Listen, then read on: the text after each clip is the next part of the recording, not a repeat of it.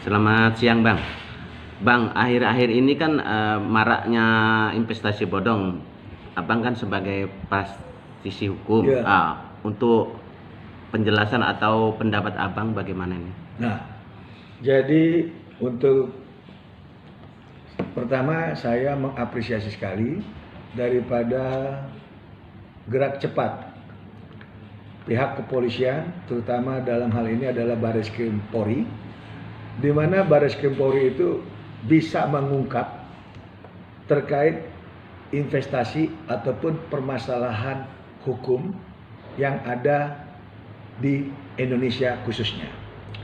Itu kita bisa lihat kinerja daripada Barreskrim telah ditetapkannya tersangka dan ditahan serta dimasukkannya Undang-Undang TPPU yang telah ditangani oleh Barreskrim, yaitu Binomo maupun Kuatek, dan serta yang baru lagi masuk Fahrenheit ataupun DNA. Nah, ini adalah suatu kerja yang luar biasa karena bisa mendapatkan daripada unsur-unsur pidananya, terutama diikut sertakannya TPPU. Ini sangat menarik. Di situ kita lihat pihak kepolisian betul-betul mengapresiasi sekali untuk pengamanan dana-dana bagi korban yang sudah ikut di dalam investasi bodong itu. Nah, namun dalam hal ini itu tidak hanya cukup di Barreskrim. Itu harus di seluruh polda-polda yang ada. Karena kenapa? Mereka korban-korban atau masyarakat yang ikut dalam investasi tersebut itu kebanyakan juga kan dari luar kota. Ya, wilayah poldanya pasti tidak hanya di Barreskrim aja untuk membuat laporan. Mudah-mudahan polda-polda lain bisa buka posko supaya lebih menggampangkan untuk akomodir. Nah, untuk masyarakat membuat laporan agar cepat ditindaklanjuti. Untuk di Bali khususnya, ya saya harapkan juga bisa seperti itu.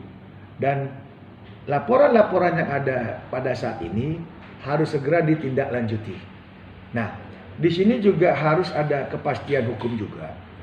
Tidak semua yang namanya investasi itu bisa dikategorikan bodong.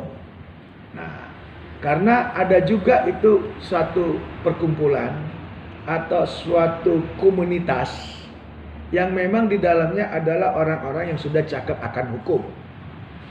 Ya, yang misalnya tanda kutip ya, itu terkait masalah ada robot trading yang juga kemarin udah gempar di Jakarta yang diduga yang bernama EA Copet. Itu sebetulnya awalan adalah semacam komunitas, berbeda dengan PT ataupun bentuk badan usaha dan yang lain-lainnya.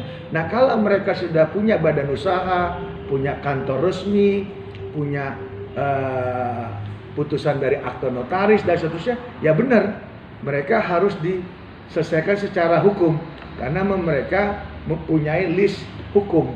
Nah, sehingga korban-korban yang merasa tertipu ya wajib melaporkan kepada pihak-pihak yang berkenan, dalam hal ini pihak kepolisian. Itu. Ya, jadi kecenderungan istilahnya tuh terjadi loss trading istilahnya sendiri.